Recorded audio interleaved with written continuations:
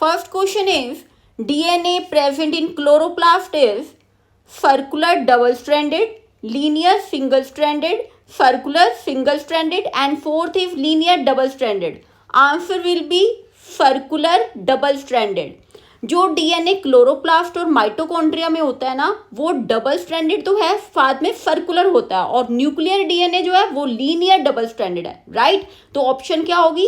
First option circular double stranded. DNA present in chloroplast में जो DNA होता है वो सर्कुलर डबल स्ट्रैंडेड होता है, और किसके लिए काम आता है? For photosynthesis. जो माइटोकॉन्ड्रिया का डीएनए है वो माइटोकॉन्ड्रिया के फंक्शंस में काम आएगा, राइट। और न्यूक्लियस का DNA linear double stranded, right. और ये जो डीएनए ना क्लोरोप्लास्ट और माइटोकॉन्ड्रिया का, ये किसके साथ रिसेंबल सिमिलर किसके साथ है?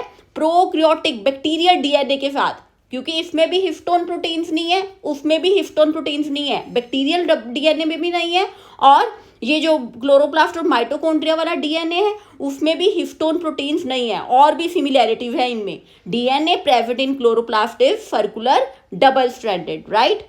Next question is spindle fibers attached to kinetochores of chromosomes during कौन सी फेज में स्पिंडल फाइबर्स अटैच होते हैं? किनेटोकोर। किनेटोकोर क्या होते हैं? किनेटोकोर तो सेंट्रोमियर, जो क्रोमोसोम के बीच में सेंट्रोमियर होता है उसके ऊपर होते हैं ना किनेटोकोर, वहां पे स्पिंडल फाइबर अटैच होती है। कौन सी फेज में होते हैं? Metaphase, anaphase, telophase, prophase. चाहे मायोसिस हो चाहे माइटोसिस हो, स्पिंडल फाइबर्स मेटाफेज में अटैच होते हैं किनेटोकोर्स में। मेटाफेज ऐसी स्टेज है जहाँ पे इक्वेटर ऑफ द सेल पे सभी क्रोमोसोम्स लग जाते हैं, राइट। और स्पिंडल फाइबर जो है वो कहाँ अटैच करते हैं? क्रोमोसोम के कौन से पार्ट में? सेंट्रोमियर, जो सेंटर में होता है उस पे जो किनेटोकोर होते हैं उस पे स्पिंडल फाइबर्स अटैच करते हैं। तो answer is metaphase.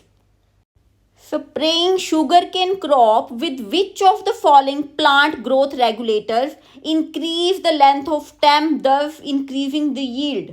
Sugarcane crop में क्या स्प्रे करते हैं? कौन सा प्लांट ग्रोथ रेगुलेटर स्प्रे करेंगे जिससे उसकी स्टेम की लेंथ इंक्रीज होगी? राइट, क्या आंसर है? गिबरलिन। हमें पता है ना प्लांट हार्मोन्स कौन कौन से होते हैं? Auxin, cytokinin, gibberellin, ethylene, abscisic acid. जो गिबरलिन है क्या काम करता है? Stem elongation. हमेशा गिबरलिन के स्टेम इलोंगेशन इसका मेन फंक्शन है। तो शुगर केन क्रॉप पे क्या स्प्रे करते हैं? Gibberellin, right. Next is transcription unit in DNA is defined by the three regions in DNA and these are with respect to upstream and downstream end। क्या होता है? Transcription unit के तीन है। कौन कौन से पार्ट है? Promoter, structural gene, terminator. Promoter पे क्या लगता है? आरएनए पॉलीमरेज बाइंड हो जाएगा। और स्ट्रक्चरल जीन में क्या है? स्ट्रक्चरल जीन पे इंफॉर्मेशन है, जेनेटिक इंफॉर्मेशन है, उसके अकॉर्डिंग तो आरएनए बनेगा, ठीक है। फिर टर्मिनेटर पे क्या है? आरएनए पॉलीमरेज डी अटैच हो जाता है जब ट्रांसक्रिप्शन खत्म हो जाती है, एंड हो जाता है ट्रांसक्रिप्शन पे, तो टर्मिनेटर पे क्या होता है? आरएनए पॉलीमरेज डी अटैच हो जाएगा, ठीक है। प्रमोटर कहाँ पे है? 5' एंड पे और अपस्ट्रीम पे, फिर स्ट्रक्चरल जीन, फिर टर्मिनेटर कहाँ पे है? 3' एंड पे, डाउनस्ट्रीम पे, राइट।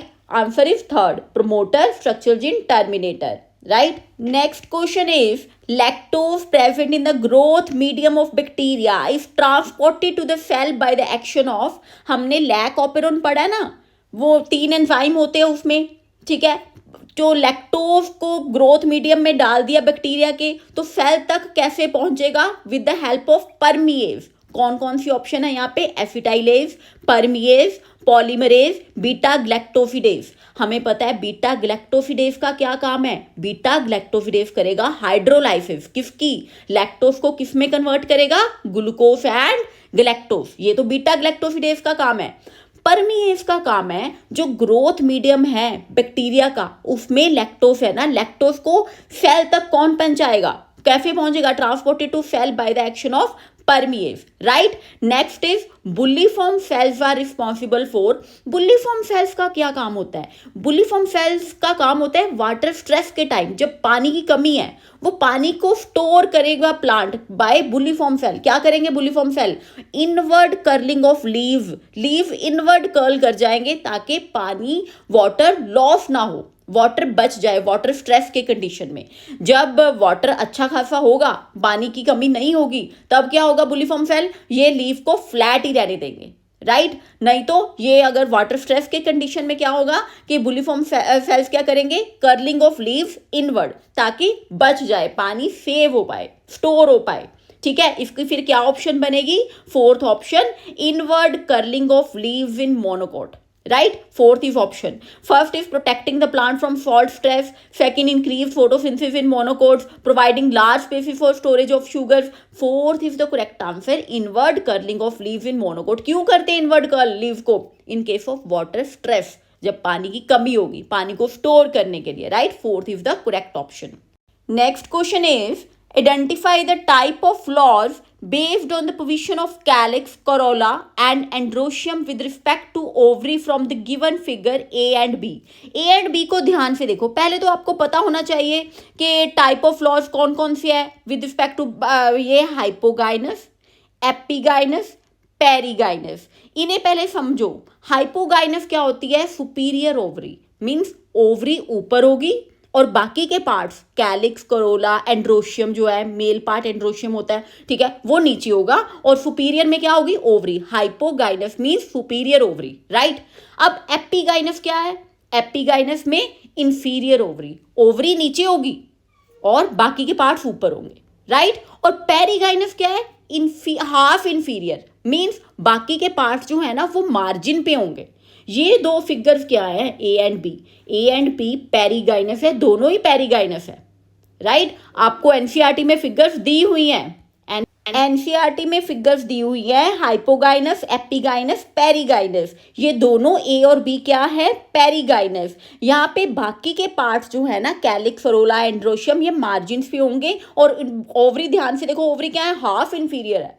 ठीक है, एपिगाइनस में क्या होती है, ओवरी इंफीरियर होती, नीचे होगी, बाकी के पार्ट्स ऊपर होंगे।